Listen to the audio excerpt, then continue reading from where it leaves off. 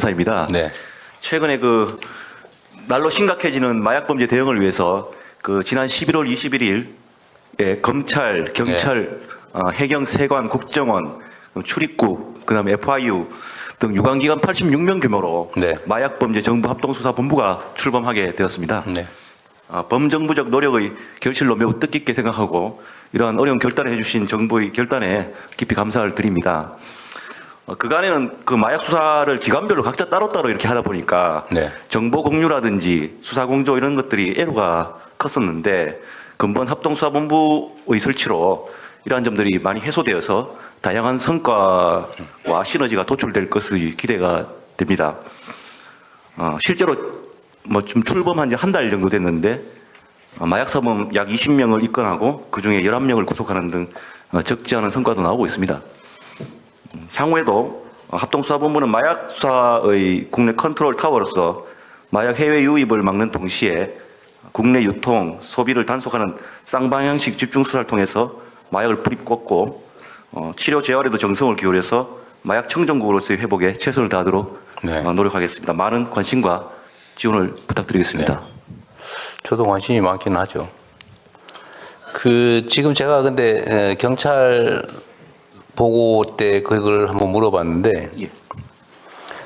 검찰 쪽은 주로 뭐라더라? 상선?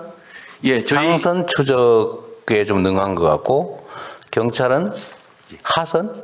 지금 기관별로 특장점이 있습니다. 좀 다른데 서로 정보 공유가 잘 안 된다고 하던데? 예, 종전에는 좀 그런 면이 있었습니다.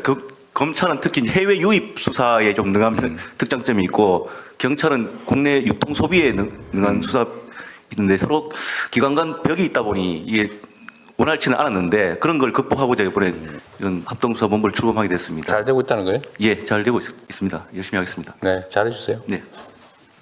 네, 또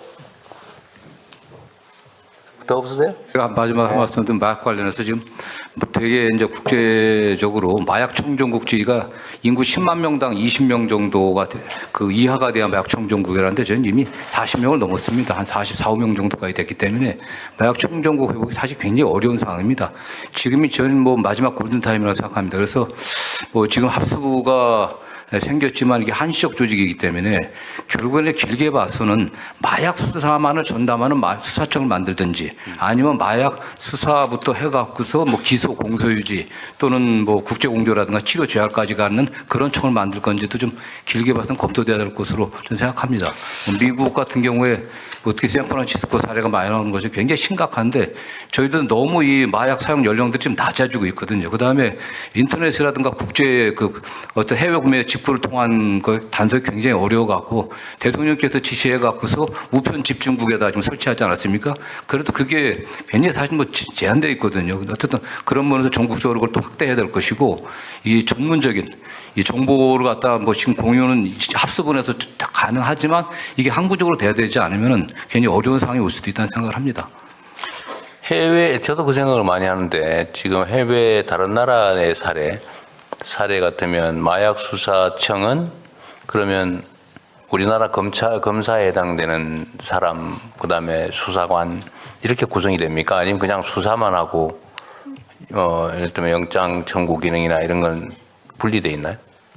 지금 미국의 마약청이 지금 뒤에 예, 그 관련해가지고 해외에는 검사는 포함되지 않는 것이 주류입니다. 주류예요? 네. 예, 수사관들 위주로 되어 있습니다. 근데 실제로 우리나라는 검찰의 마약 수사 역량이 꽤 있지 않습니까? 네, 그렇습니다. 근데 지금 앞으로 수사권 분리 이슈 때문에 사실 저도 판단을 잘 못하겠더라고요. 이게 만약에 마약 수사 전담 기구가 필요한 것 같아요. 제가 보기에는. 네네. 지금 경찰하고 검찰하고 정보 공유도 잘 안 된다고 그러고 지금 그런 거 보니까 하나의 조직 시스템을 만들어야 될 텐데 그러면 거기다가 어떻게 구성을 할 거냐. 그게 지금 수사 기소 분리 문제하고 얽혀가지고 잘 정리가 안 되더라고요. 이건 제가 보기에는 완전한 이론화된 독립된 조직으로 돼야 될 것 같지 않나 생각이 듭니다. 네. 그거는 수사 검사 기능, 수사 기능을 합쳐서 네네. 통합해서 네네. 검찰국장입니다. 네. 지금 저희 마약합동수사본부는 수사기소 분리 취지를 반영해서 검사실에서는 직접 수사 개시를 하고 있지는 않습니다. 그래서 검찰 수사팀, 수사관들이 개시한 사건, 그다음에 경찰에서 수사 개시한 사건에 대한 영장 통제하고 송치 개념으로 사건을 받아서 보안 그 안에서? 수사에서 기소하는 그런 구조로 가지고 있습니다. 그 안에서? 조직 그렇습니다. 안에서요? 예. 또 약간 좀 기형적으로 보이고. 하여튼 그 문제가 정리가 되면서 저는 마약 수사는 독립 관청화 해야 되겠다는 생각은 들긴 합니다. 그렇게 그냥 대충 일반 사범 수사하듯이 해서 될 일이 아닌 것 같아요.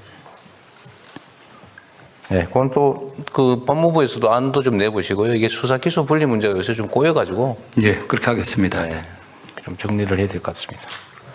근데 진짜 없는 것 같아요, 이제는. 네, 긴 시간 고생하셨고요. 약간 법무부는 요즘 여러 가지 복잡한 이슈들도 있는데, 그럼에도 불구하고 하는 역할의 중요성은 더 새삼 강조할 필요가 없을 정도입니다. 이럴 때일수록 좀 중심을 좀 명확하게 잡고 휘둘리지 말고 본연의 역할을 잘 하는 게 중요한 것 같아요. 여가보다 꽤 예민한 의제들이 꽤 많은데, 그죠? 지혜롭게 잘 넘어가면 좋겠습니다. 네, 다들 수고하셨습니다.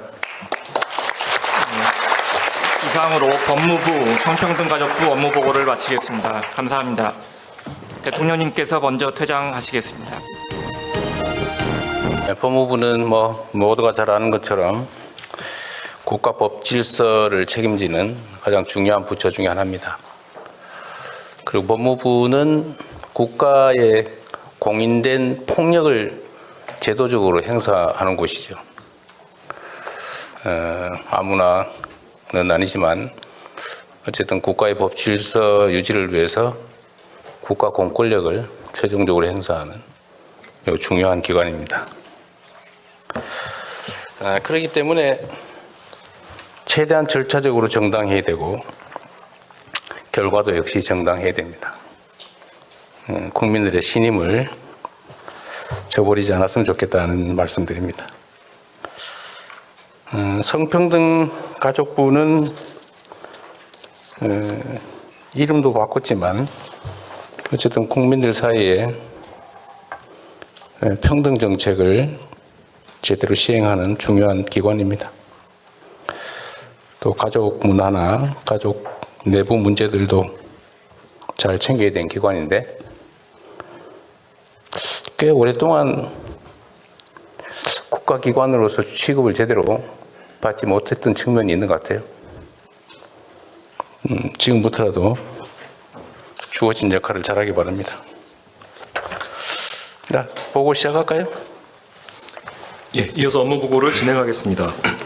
첫 번째 세션은 법무부 대검찰청의 업무보고와 토의로, 두 번째 세션은 성평등가족부의 업무보고와 토의로 진행됩니다. 먼저 법무부 장관의 업무보고가 있겠습니다. 안녕하십니까. 법무부 장관 정성호입니다. 지금부터 국민주권정부의 출범과 함께 새롭게 변화한 법무부의 업무 보고를 시작하겠습니다. 법무부는 지난 6개월간 혁신적인 변화와 국민의 안전한 일상보호, 미래로의 도약을 위하여 열심히 달려왔습니다. 법무부는 국민주권정부의 철학에 입각해 다양한 변화를 추진하였습니다.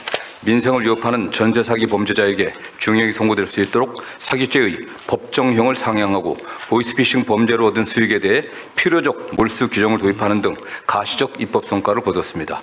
또한 국가의 불법행위 피해자들이 국가를 상대로 손해배상을 청구한 소송에서 관행적인 상소를 벌이고 상소 포기나 취하를 통해 피해자의 권리 회복이 이루어지도록 하였습니다. 국민의 안전을 지키는 법무부 본연의 업무에도 온 힘을 다하였습니다. 검찰의 전문적 수사 역량을 총동원하여 보이스피싱, 금융범죄 등 민생침해 사범을 엄단하였습니다. 맞춤형 재범 방지 프로그램을 통해 재복역률을 낮추었고 소년범들은 검정고시 합격률 제고 등을 통해 새로운 꿈을 가지게 하였습니다. 스토킹 피해자를 실효적으로 보호하기 위해 피해자가 가해자의 위치를 실시간으로 확인할 수 있도록 법률을 개정하였습니다. 법무부는 대한민국 도약을 위해 국익을 지키고 성장 기반을 마련하는 데도 기여하였습니다. 론스타 측의 6조 9천억 원 배상 청구에 적극적으로 대응해 배상 책임을 면하고 소송비용 74억 원을 돌려받았습니다. 첨단 산업과 과학 분야에서는 최우수 외국인 인재를 유치하고 일손이 부족한 농어촌에서는 계절 근로자를 확보할 수 있도록 제도를 정비하였습니다. 관광과 투자 유치 활성화를 위해 외국 기업인과 의료 관광객에게 다양한 출입국 편의도 제공하였습니다. 그동안 법무부는 단기간에 가시적 성과를 내기 위해 숨가쁘게 달려왔지만 해결해야 할 과제가 여전히 많습니다. 과도한 규제로 경제활동이 위축되고 갈수록 치밀해지는 초국가 범죄는 국민의 일상을 위협하고 있습니다. 외국인 증가에 따라 사회 통합에 대한 요구도 커지고 있습니다. 앞으로 법무부는 오직 국민만을 바라보며 안전, 실용, 인권, 혁신 중심의 정책을 펼쳐나가겠습니다. 우선 범죄로부터 안전한 나라를 만들어가겠습니다. 조만간 정식 직제가 될 보이스피싱 범죄 합동수사부가 보이스피싱 범죄에 상시 대응하도록 체계를 정비하고 국제 공조를 강화해 해외 보이스피싱 조직의 뿌리를 뽑겠습니다. 자본시장을 어지럽히는 금융증권 범죄에 대하여는 양형 기준을 강화하고 엄정하게 처벌하고 범죄로 인한 수익은 철저하게 환수하겠습니다. 범죄 수익은 유죄의 재판이 없더라도 신속히 몰수할 수 있도록 독립 몰수제를 도입하고 범행의 동기를 원천적으로 차단하기 위해 범죄 수익 환수 전담 조직을 점차 확대해 가겠습니다. 마약 범죄에 대하여는 최근 출범한 마약범죄 정부합동수사본부가 수사와 행정력을 집중 투입하여 공급을 철저히 차단하고 치료 및 재활 프로그램을 확대해 마약 사범이 중독에서 벗어나도록 돕겠습니다. 성폭력이나 강력범죄 등 재범 고위험군에 대한 1:1 전자감독 보호관찰의 범위도 확대하겠습니다. 소년범에 대한 범죄 예방과 보호관찰 기능을 통합하여 성인과는 분리된 소년 전담기관을 운영하고 이상 동기 범죄자에 대한 관리 감독도 강화 나가겠습니다. 두 번째로 실용적인 법무 행정으로 경제 활성화를 지원하겠습니다. 여러 법령에 산재된 과다한 형사처벌 규정이 다수 국민을 전과자로 만들고 창의적인 기업 경영에 장애가 되기도 합니다. 이 문제를 해결하기 위해 전체 경제 형벌 중 30% 정비를 목표로 벌금형의 과태료 전환 등 법령 개정을 추진하고 배임죄 대체 입법을 내년 상반기에 마련하겠습니다. 최근 발족한 형사법 개정 특별위원회를 통해 과도한 형벌 규정에 대한 비범죄화와 처벌 완화 방안을 종합적으로 논의하여 합리적인 형사법 체계를 구축하겠습니다. 초저출산 지방소멸 위기에 대응해 능동적이고 유연한 출입국 이민 정책을 추진하겠습니다. 국가 균형 발전을 위해 지역 맞춤형 비자를 확대하고 외국인 전문 기술 인력을 육성해 제조업 노동력을 확충하겠습니다. 이민자가 납부한 수수료를 사회 통합에 활용할 수 있도록 기금을 조성하고 체계적인 이민 정책 추진을 위한 조직 개편 방안도 연구하겠습니다. 주주 보호와 자본시장 선진화를 위하여 올해 2차례에 걸쳐 이루어진 상법 개정에 발맞추어 이사의 충실 의무 가이드라인을 제정하고 후속 입법도 적극 지원하겠습니다. 지난 67년간 바뀌지 않아 현실을 반영하지 못하고 있는 민법 개정안이 국무회의를 통과했습니다. 개정안이 내년 중 국회를 통과해 입법이 마무리되도록 추진하겠습니다. 세 번째로 인권의 가치를 존중하는 사회를 만들겠습니다. 우선 교제폭력과 스토킹 피해자에 대한 보호를 강화하겠습니다. 전자감독 위치 추적 연계 시스템을 구축하여 경찰과 원활하게 협조하고 스토킹 외에 교제폭력에 대해서도 전자장치 부착을 확대하기 위해 관련 법률 개정을 추진하겠습니다. 범죄 피해자가 언제 어디서나 필요한 지원을 받을 수 있도록 온라인 통합 지원 시스템을 구현하겠습니다. 나아가 피해자에 대한 경제적 지원액을 상향하고 피해자의 기록 열람 등사권도 확대해 나가겠습니다. 인권이 존중받는 사회를 만들기 위해서는 국민이 변호인으로부터 두텁게 도움을 받을 수 있어야 합니다. 변호인과 의뢰인이 상담 내용을 보호하는 비밀 유지권 법제화를 마무리하겠습니다. 교정시설에는 변호인 스마트 접견을 도입하고 피해자 국선 변호사 인원과 지원 대상을 확대하겠습니다. 외국인 근로자 인권 침해 사건에 대해서는 원스톱 지원을 효과적으로 제공하고 계절 근로자에 대한 임금체불 보증보험 가입을 의무화하겠습니다. 또한 교정시설 과밀 수용 문제를 해소하기 위해 교정시설 조성을 집중적으로 추진하여 수용자와 교정공무원의 인권을 개선하겠습니다. 마지막으로 미래를 향한 법무 혁신을 이루겠습니다. 먼저 국민의 눈높이에 맞는 검찰개혁을 차질 없이 추진하겠습니다. 현재 진행 중인 공소청과 중수청 신설이 순조롭게 추진되도록 함과 동시에 국가의 범죄 대응 역량이 줄어들지 않도록 국무총실 산하의 검찰개혁 추진단 활동을 적극 지원하겠습니다. 현재는 검사의 업무가 수사에 집중되어 있으나 범죄 수익 환수, 국제 형사사법 공조, 국제법무와 통상지원, 공익 대표 소송 등을 중심으로 검사의 공익적 역할을 강화하겠습니다. 법무 혁신을 위해 다양한 법무 행정 분야에 AI 기술을 도입하겠습니다. 법률구조 서비스 통합 시스템을 마련하여 AI를 통해 맞춤형 서비스가 제공되도록 하겠습니다. 입국하는 외국인의 위험도를 사전에 분석하는 시스템을 도입하여 국경 관리도 한층 강화해 나가겠습니다.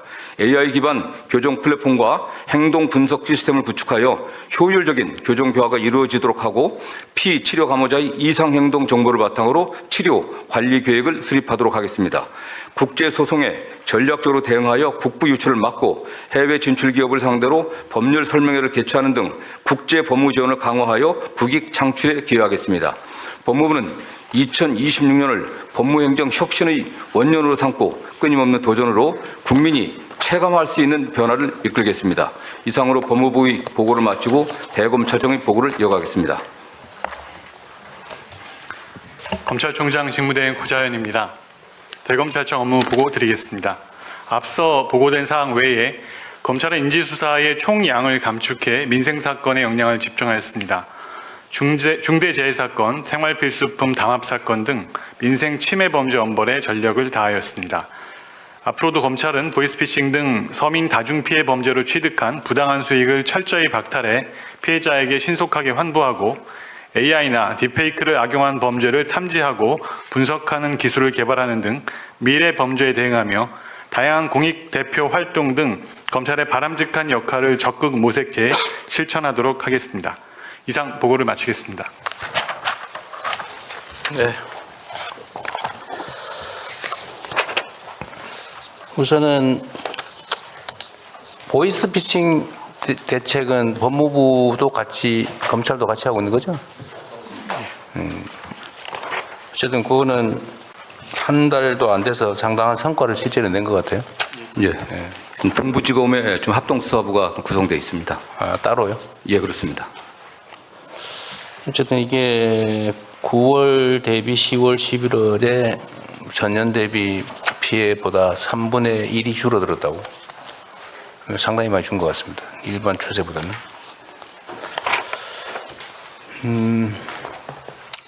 아까 보고된 내용 중에 이 형벌 규정이 우리나라가 너무 많다. 네네. 독일보다 3배 많다고. 지금 한 6천 개 정도 되는 걸로 파악되고 있습니다. 6,000개예요? 네네. 조항으로 그렇습니다. 저번에 제가 본 건 2,700개인가 뭐 그랬던데. 저희가 지금 보고받은 건 한 6천 개 정도 돼 갖고요. 예, 그 사이에 또 더 많이. 법률로는 한 1,200 몇십 개 정도의 법률의 형벌 규정들이 있고요. 아, 법률 기준으로 법률 안에 있는 개별 또 처벌 규정을 합치니까 6,000개가 넘더라고요. 네네. 그 정도로 저희 파악하고 있습니다. 어쨌든 이게 형사처벌 만능주의 비슷하게 빠져가지고 뭘 잘못하기만 하면 무조건 처벌 조항을 넣는데 그게 실제로는 실효성이 없지 않았습니까? 예, 그렇습니다. 예, 그래서 요새는 경제제재로 실효적인 제재는 역시 경제제재이기 때문에 경제제재로 전환하는 작업을 하고 있는 거죠.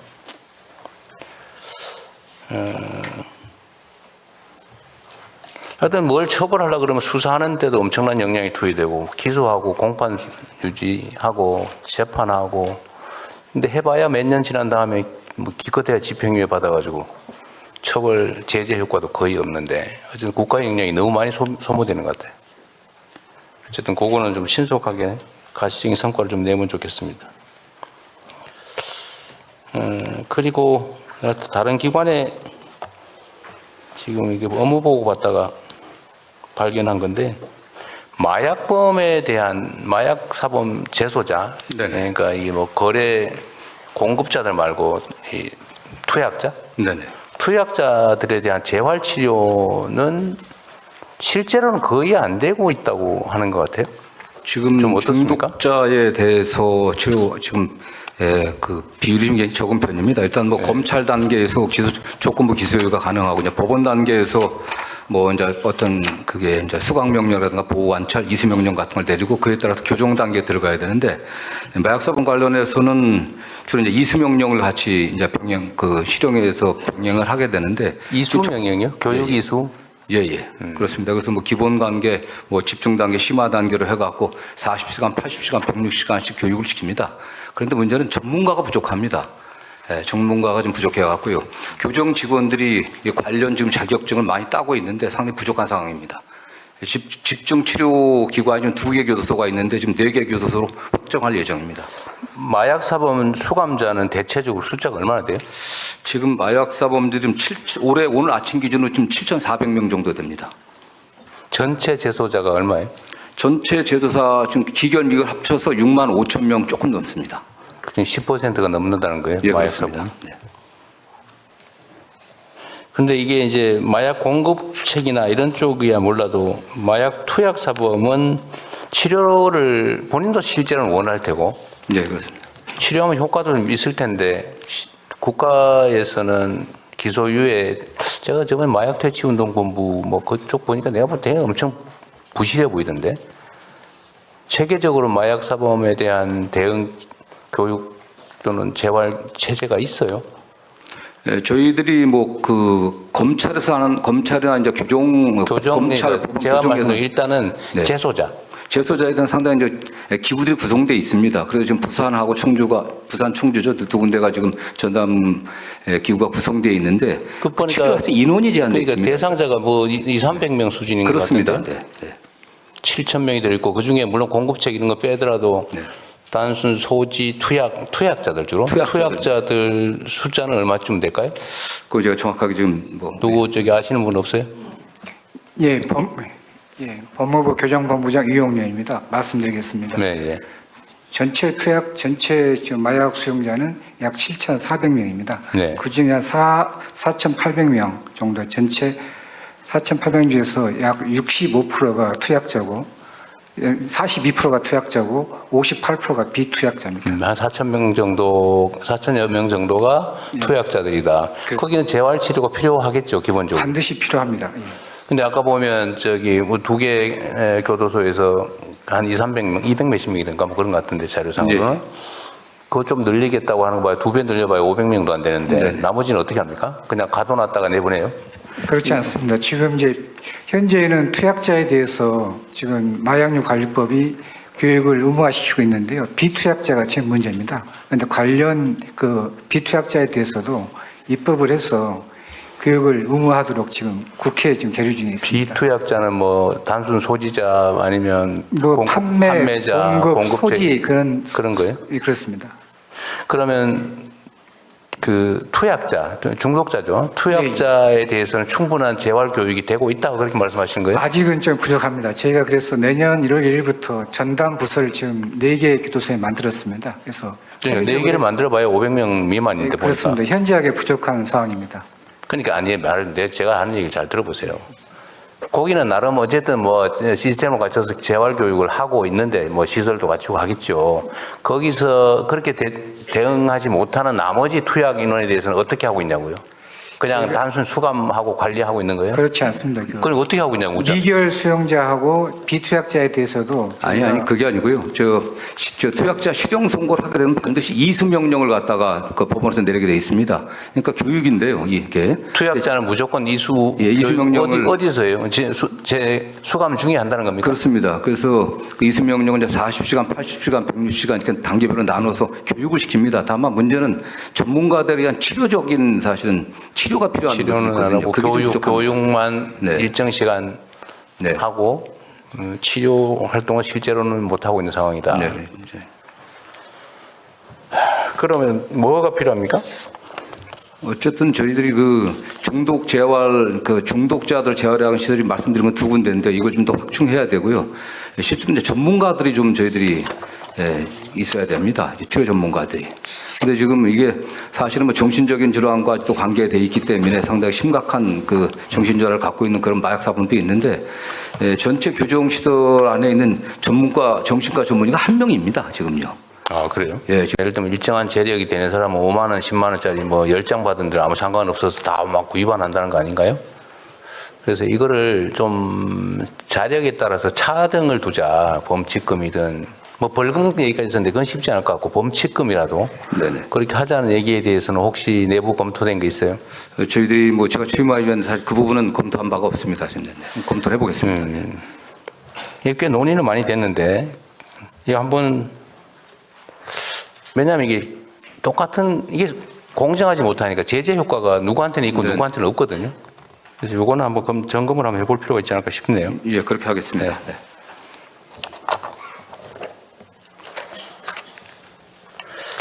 그리고 또 하나는 촉법 소년들 연령을 낮추자 뭐 그 주장 있잖아요. 예, 그렇습니다. 네. 요즘 보니까 영상으로도 나는 촉법 소년에 해당이 안 되기 때문에 마음대로 해도 돼 이러면서 온갖 사고를 치고 다니는 영상도 있고 그러더라고요. 그래서 그런 문제들 연령을 좀 낮춰야 되는 거 아니냐는 문제에 대해서는 내부 검토가 있었습니까 혹시? 최근에 저희들이 이걸 논의하진 않았는데 국회 이제 법안도 지금 촉법 소년의 연령을 14세 미만에서 뭐 12세 미만으로 이렇게 내린 법안들이 나와 있는데 이게 뭐 찬반이 좀 아주 뚜렷하게 지금 대립되고 있습니다. 지금. 그래도 주무부처인 법무부의 입장이 또 중요하잖아요. 네네. 거기에 대한 입장은 혹시 이미 있는 입장은 어떤 건가요? 뭐 정리된 입장은 없는 걸로 알고 있습니다. 그래도 국회가 법무부 의견을 물어보고 할 텐데. 근데 아직 뭐 논의가 시작되지 않았기 때문에 그래요? 저희들이 그 촉법 소년 연령 하한 문제는 적극적으로 검토를 해보겠습니다. 네. 그건 한번 검토를 해가지고 국무회의에서 한번 의논을 해보면 좋겠어요. 예. 네. 그건 한번 의제로 하나 만들어서 요약해서 하나 주시기 바랍니다.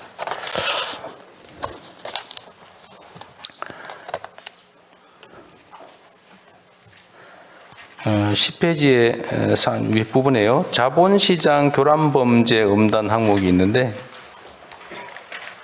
자본시장 불공정거래 대응 강화 TF를 구성했어요. 25년 7월에. 예, 그렇습니다. 네. 성과는 뭐 있어요? 지금 가장 큰 최근의 성과가 서울중앙지검 공정거래조사부에서 설탕 담합 사건을 갖다가 저희들이 찾아내고 3조 원 정도의 담합이 있었는데 찾아가고 근래 드물게 대표까지 구속해서 기소를 했습니다. 그 사건은 제가 어디서 딴 데서 보고서를 본 것 같은데 그거는 2012년인가 뭐 13년인가 그때 아주 오래전에 벌어진 사건 아닌가요? 아니 그렇지 않습니다. 이게 뭐 말씀드리기 그렇지만 공정거래위원회에서 제대로 2024년부터 내부 조사를 하다가 진척이 없어갖고요. 리니언 씨라고 해갖고 와서 신고하고 자백하게 되면 감형해주는 제도가 있습니다. 그래서 저희들이 그게 저희 검찰에 그 신고가 와갖고 검찰이 집중적인 조사를 하고 이게 공정거래위원회가 전속 고발권이 있기 때문에 저희들 고발 요청을 3회에 걸쳐서 고발 요청을 해갖고 그랬었어요? 예, 저희들이 이걸 조사를 했습니다. 네, 예시였습니다. 대통령 추가로 좀 설명을 네. 드리겠습니다. 아까 말씀하신 그 금융당국과의 TF 활동을 통해서는 크게 봤을 때 3가지 정도의 성과들을 거두었습니다. 그 회의 자체는 최근에 일단 6차 회의까지 종료를 했고 가장 큰 거는 그 불공정거래 범죄가 어쨌든 신속하게 조사가 되어야 네. 되는데 그 부분에 있어가지고 금융당국에서 강제적인 행정조사를 할 수 있도록 하는 행정영장 제도를 도입을 해서 금융위원회 쪽하고 저희하고 해서 실제로도 그 강제적인 처분을 통해 가지고 조사 기간을 최대한 좀 축소할 수 있는 그런 방향의 성과가 좀 있었고요. 그 다음에 이제 그 소위 말해서 주가 조작 원금에 해당되는 것들을 뭐 출싱할 수 있는 제도 자체는 도입이 돼 있었는데 네. 이 부분에 대해 가지고 그동안에 판례도 아직 형성이 안 돼 있고 해가지고 그 부분은 어떻게 그러니까 예컨대 주가 조작에 직접 사용된 돈이 아니라 누구한테 갖고 온 돈이라든가 여러 돈이 섞여 있었을 때의 어떤 대응 방안들에 대해서 그 금융 쪽 당국 쪽하고의 그 대응 논리들을 만들어서 현재 어떻게 할지에 대한 네. 그 방향성들을 잡았고요. 마지막으로는 그 지금 양형 기준을 양형위원회 쪽에 이야기를 해서 올해 하반기에 네. 그 상당 부분 반영을 한 부분이 있습니다. 예. 네, 네. 하여튼 자본시장 교란 범죄에 대해서는 우리가 좀 엄정한 태도를 보여주고 실제로는 시도 자체를 못하게 막아야 되는데 지금까지는 너무 많이 방치돼 있어서 걸리는 경우는 재수 없어서 걸린 거고 통상적으로는 안 걸린다는 믿음이 있었던 것 같아요. 하여튼 그 점은 확실하게 좀 깨주면 좋겠어요. 예. 요즘 많이 좀 좋아지는 것 같다는 건 하는데 글쎄 여전히 이런 거 다 숨어서 하는 거니까 알 수가 없죠.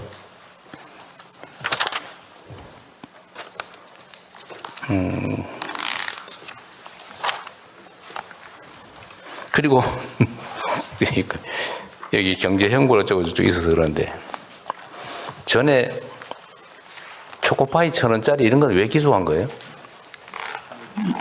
이번 계기가 저희들한테도 이게 어떤 경미한 범죄에 대해서 어떻게 하는지를 좀 돌아보는 계기가 됐던 것 같습니다. 지금 말씀하신 부분에 대해서 왜라고 했을 때 답변을 할 수 있는 부분은 굳이 따지자면 그 사건에서 이제 피해자에 해당되는 회사가 있지 않습니까?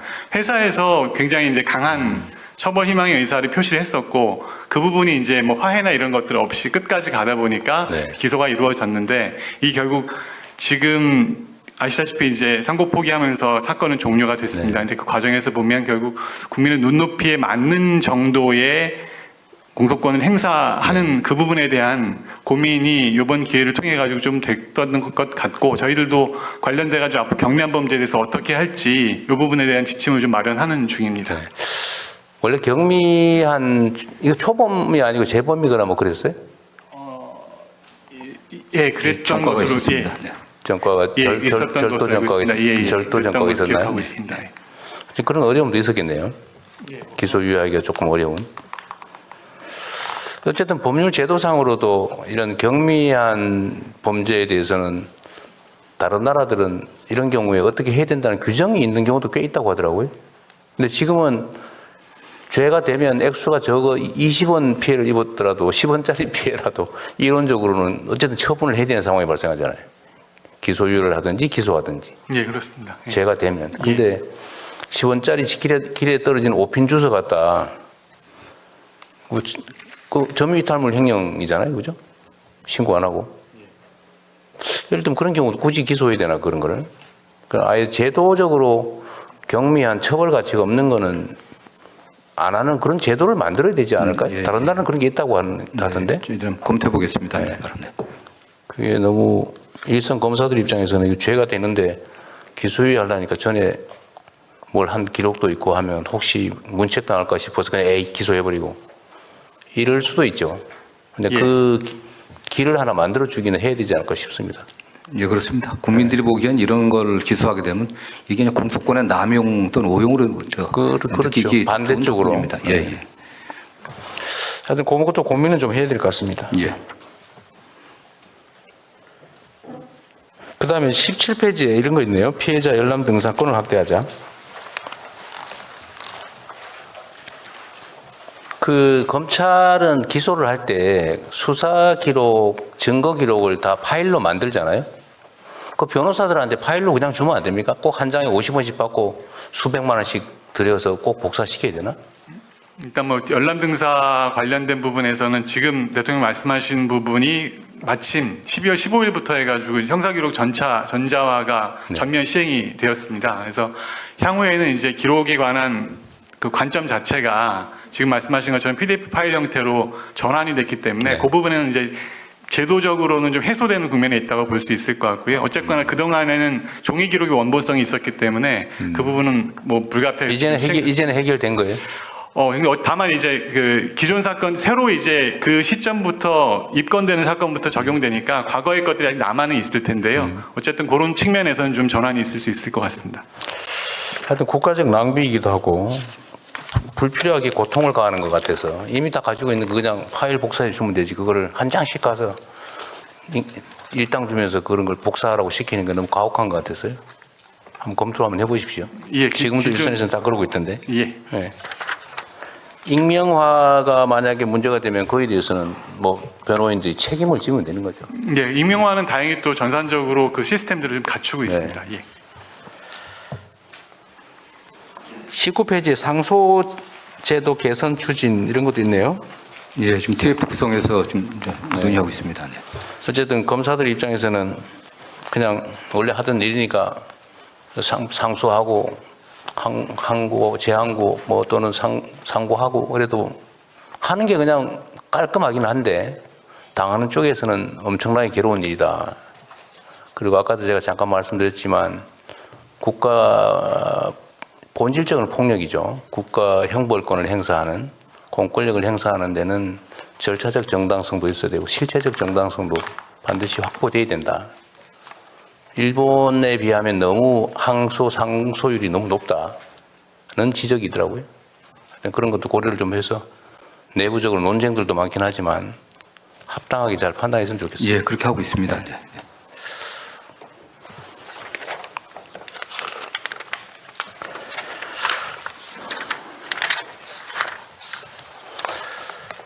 네, 뭐 이 정도 됐고 법률구조공단은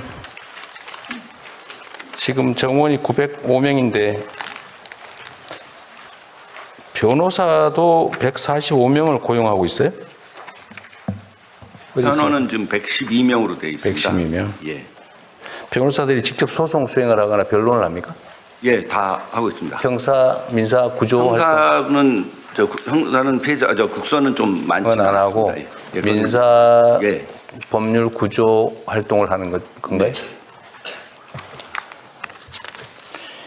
그 각 지역의 법률 구조공단에 이제 상담을 오거나 수요가 꽤 있는데 이걸 상당 정도는 커버하지 못한다는 얘기도 있던데요. 실제 어떻습니까? 네, 죄송스럽습니다. 저희가 상담 몇 년간 인원이 부족해서 저희가 상담이 지금 100만 건 정도 하고 있는데 다 못하고 있습니다. 인입률이라고 전화 다 받는 게 한 50% 정도 수준이라서 상담을 어떻게든 더 하려고 지금 직원들 좀 조정도 좀 하고 그렇습니다. 상담도 상담인데 실제로 예를 들면 경제적 여력이 없어서 변호사 선임이 어려운 경우에 법률 구조공단이 대신해 주는 경우도 있잖아요. 네. 근데 그걸 해줄 수 있는 변호사 인력이 지금 112명밖에 없다고 말인가요? 112명 하고요. 공익법무관이 32명이 있습니다. 좀 합쳐도- 인력적으로는 좀 많이 부족한 상태입니다. 법률 구조공단은 직접 예를 들어 소송 대리하는 거 말고 그 위임도 합니까? 위임하고 지원하는 것도 해요. 구조 사업으로 상담하는 거 하고 네. 소송 그다음에 우리 직접 대행해 주는 거 하고 네. 그게 다입니까? 그다음에 법률 교육하는 거 하고요. 교육하는 거 하고 예.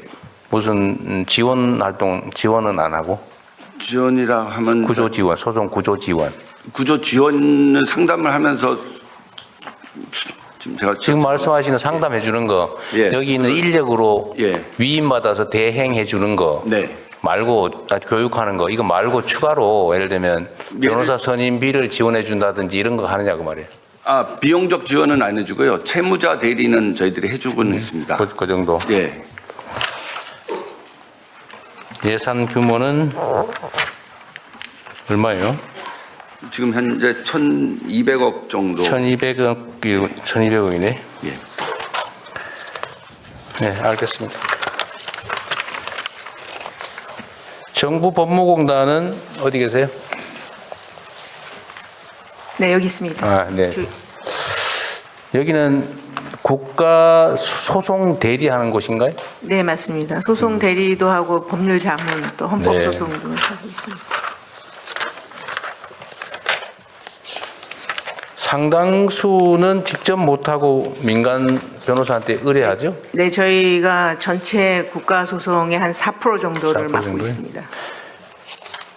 민간에 의뢰할지 여기서 직접 할지는 어떤 기준이 있나요?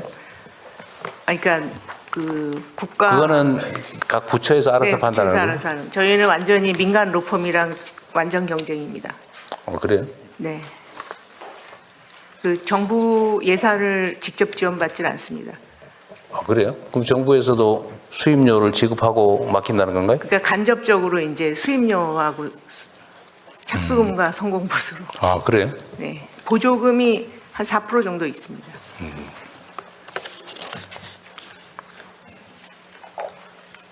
민간하고 경쟁이 돼요. 그래도 성과가 그 전체 국가 소송에서 예를 들면 승소율이 네. 민간의 승소율이 전체 국가 소송 승소율보다는 좀 높습니다. 그럴 수 있죠. 네, 알겠습니다. 네.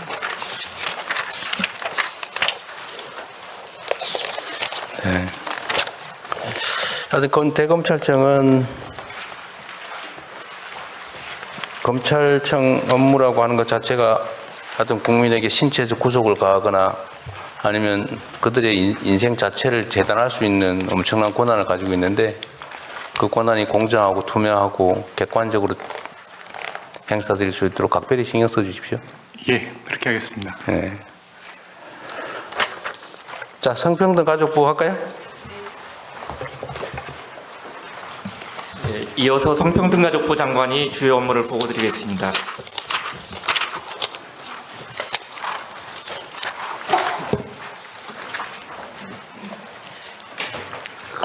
안녕하십니까. 성평등가족부 장관 원민경입니다. 국민과 대통령께 성평등가족부 업무 계획을 보고드리겠습니다. 국민주권정부 첫해 새롭게 출범한 성평등가족부는 지난 반년간 모두를 위한 성평등 정책의 토대를 마련하는 데 주력해왔습니다. 특히 현장 종사자와 분야별 전문가, 직능단체, 청년 등 다양한 국민들을 수십 차례에 걸쳐 직접 만나 뵙고 소통하면서 성평등 가족부가 나아가야 할 길에 대해 치열하게 고민하는 시간을 가졌습니다.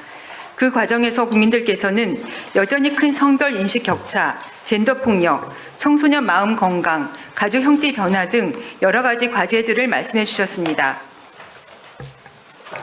성평등 가족부는 이러한 국민의 목소리를 담아 평등한 일상, 안전한 삶, 함께 성장하는 미래라는 목표 아래 4대 분야 10가지 중점 과제를 마련했습니다.